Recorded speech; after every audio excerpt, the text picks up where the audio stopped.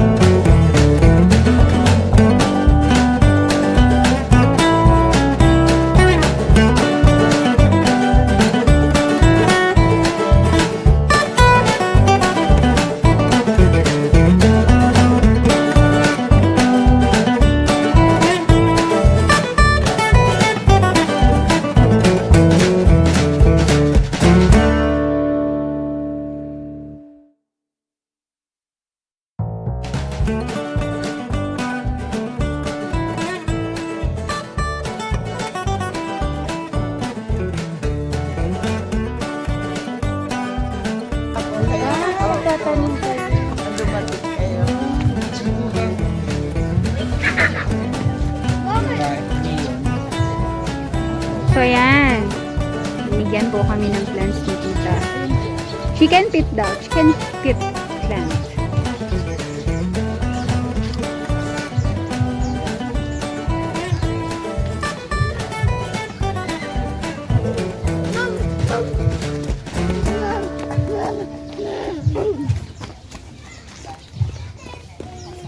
Si Tita Opel, ang may-ari ng Nog-Nog Garden, Nog-Nog Farm. Ano daw po ibig sabihin ng Nog-Nog? Anuel Opel Garcia. Password namin yan before sa radio ng overall. Wow, thank you po sa information. Ayan, punta na po kayo sa Nog-Nog Garden. Maganda po dito. Affordable ang mga halaman, di ba po, na hindi naman sobrang mahal. Oh, may previous pa. Akala na iba sa mall lang may previous. Dito rin sa Nog-Nog Garden may previous. Ayan. Affordable po ang mga halaman sa mga plantito-plantita. Punta na po kayo dito. Parulan po ito, di ba? Parulan. Ano po yung mismong street? Purok 5. Ayun. Lipana. Purok 5, Lipana Street. Ayan. Ang dami yung gaganda ng mga plants. So, hindi lang po sa Tabang ang puntahan nyo. Kasi dito po sa atin yung Tabang sikat eh. Pero dito po, kailangan nilang matuklasan. Ayan, di ba po?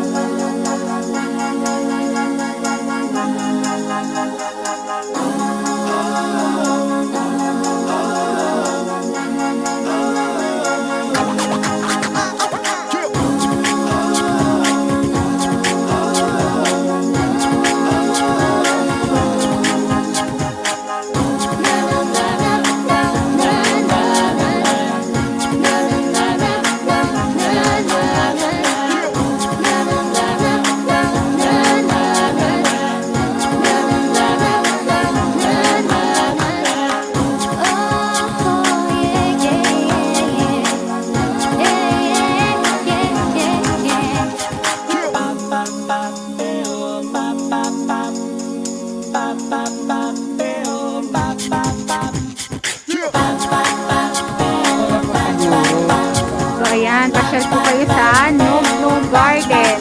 Ito po ay pang pamilya at ayan, kung gusto nyo po na pumasyal, lalo dito lang Plaridel lang, Bulacan. Dahil bawal naman tayo lumabas. So dito sa garden na to, safe naman siya. Wala naman tao kundi kapag pumunta kayo, isang pamilya. So, kayo lang po yung tao. So, yan. Then, kung may magugustuhan kayong halaman, affordable po ito. O, sige po, Nay. Yan si Nanay Opel. Ayan. I-share ko rin. Opo, sige po. O, sige po. Madali lang. So, 75. Ayan. Special po kayo dito. Halika na, Rak! Halika na, Rak! Halika na! Halika na! Mahulog ka dyan! Tara, baby. Tara na, baby. Uwi na tayo. Ayan. Pwede po kayo dyan magkape.